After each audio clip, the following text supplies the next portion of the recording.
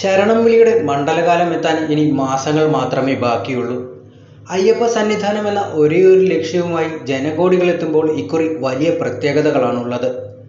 തന്ത്രി കണ്ഠരര് രാജീവരുടെ മകൻ കണ്ഠരര് 30-കാരനായ ബ്രഹ്മദത്തനാണ് പുതിയ തന്ത്രി സ്ഥാനത്തേക്ക് എത്തുന്നത്. ഇപ്പോൾ തന്ത്രിയായ കണ്ഠരര് മഹേശ്വരൻ മോഹനർക്കൊപ്പം തന്ത്രി പദവിയിലേക്ക് സമപ്രായക്കാരൻ കൂടിയായ ബ്രഹ്മദത്തൻ കൂടി വരികയാണ്. ഓരോ വർഷവും മാറി മാറിയാണ് താഴമൺ മഠത്തിലെ 2 കുടുംബങ്ങൾക്ക് ശബരിമലയിലെ താന്ത്രികാവകാശം. പരേതനായ കണ്ഠരര് മഹേശ്വരരുടെ മകൻ കണ്ഠരര് മോഹനരുടെ മകനാണ് ഇപ്പോഴത്തെ തന്ത്രി കണ്ഠരര് മഹേശ്വർ മോഹനര്. അടുത്ത ഊഴം കണ്ഠരര് രാജീവരുടേതാണ്. ചിങ്ങമാസ പൂജകൾക്ക് ഓഗസ്റ്റ് 16-ന് നട തുറക്കും. അന്ന് വൈകിട്ട് മേൽശാന്തി നട തുറക്കുന്നത് കണ്ഠരര് ബ്രഹ്മദത്തന്റെ സാന്നിധ്യത്തിലായിരിക്കും. പൂർണ്ണ ചുമതലയിൽ നിന്ന് ഒഴിയുന്നില്ലെങ്കിലും ചടങ്ങുകളിൽ രാജീവരുടെ പങ്കാളിത്തവും ഉണ്ടാകും. രാജീവരുടെ ബിന്ദുവിൻ്റെയും മകനായ ബ്രഹ്മദത്തൻ നിയമത്തിൽ ബിരുദാനന്തര ബിരുദധാരിയാണ്. അന്താരാഷ്ട്ര കമ്പനിയായ ഡെലോയിറ്റ്സിൽ ലീഗൽ വിഭാഗത്തിൽ ജോലി ചെയ്തു വരികയായിരുന്നു അദ്ദേഹം. 1 വർഷം മുമ്പാണ് ജോലി രാജിവെച്ച് പൂജകളിലേക്ക് തിരിഞ്ഞത്.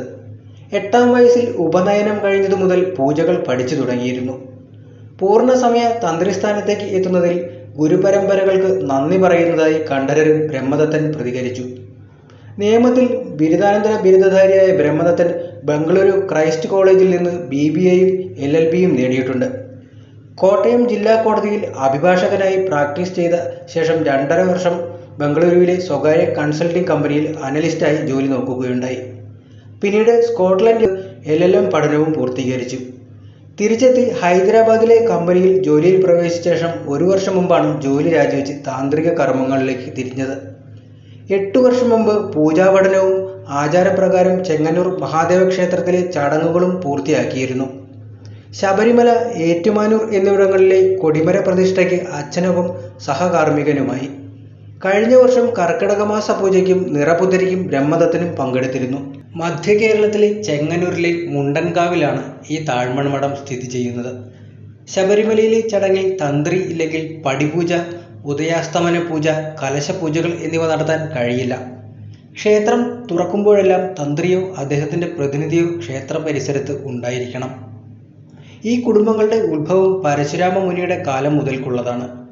കേരളത്തിൻ്റെ നാട് വീണ്ടെടുത്ത ശേഷം ചുറ്റും ക്ഷേത്രങ്ങൾ സ്ഥാപിക്കാൻ അദ്ദേഹം തീരുമാനിച്ചു. കൂടാതെ ചടങ്ങുകൾ നടത്താൻ തന്ത്രിമാരെ ആവശ്യമുണ്ടായിരുന്നു. പിന്നീട് അദ്ദേഹം നിലവിലെ ആന്ധ്രാപ്രദേശിൽ പോയി 2 സഹോദരങ്ങളെ ജോലിക്ക് കണ്ടെത്തുകയായിരുന്നു.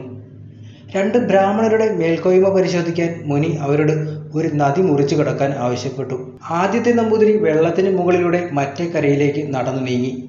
എന്നാൽ 2ാമത്തെ നമ്പൂതിരിയാകട്ടെ നദിയുടെ ഒഴുക്ക് നിർത്തി നദീതടത്തിലൂടെ തന്നെ നടന്നു.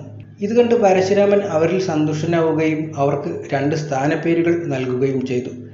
വെള്ളത്തിന് മുകളിലൂടെ നടന്ന ബ്രാഹ്മണനെ തരണനെല്ലൂർ എന്നാണ് വിളിച്ചിരുന്നത്.